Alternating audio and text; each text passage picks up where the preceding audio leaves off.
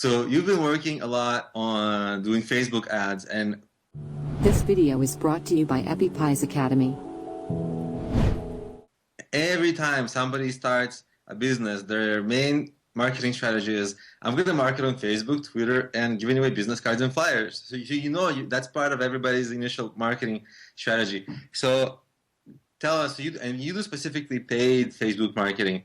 And if you do, I know that if you do paid Facebook marketing right, it can be so effective. So can you maybe tell us what you're doing and how it's effective for you and how people maybe can use it in their business?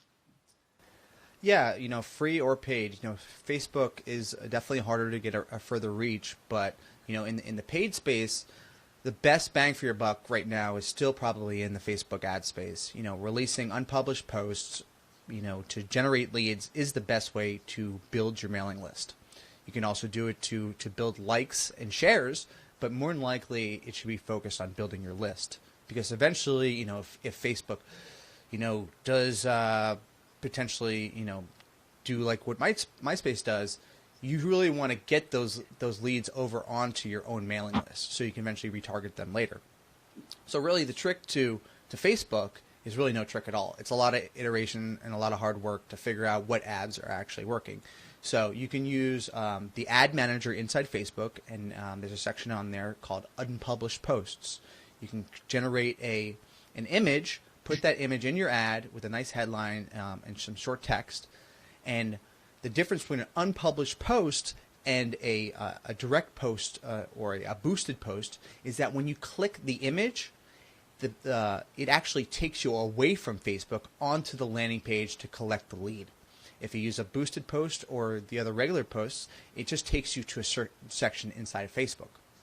And it has worked well in both ways. So you have to really test it, what really works for you. But having beautiful images in the Facebook feed that are specific to a target audience, and you can target really, really well using the social, using graph search and figuring out what people are liking. So you don't have to spend a lot of money. All you have to do is really spend, $5 to $25 a day, and you can really build your list really well.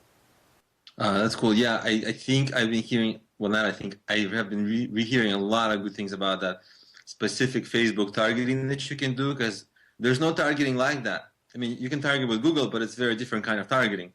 But this kind of targeting on hobbies and likes and age, I think Facebook's the only place you get that. So I think there's a lot of value there.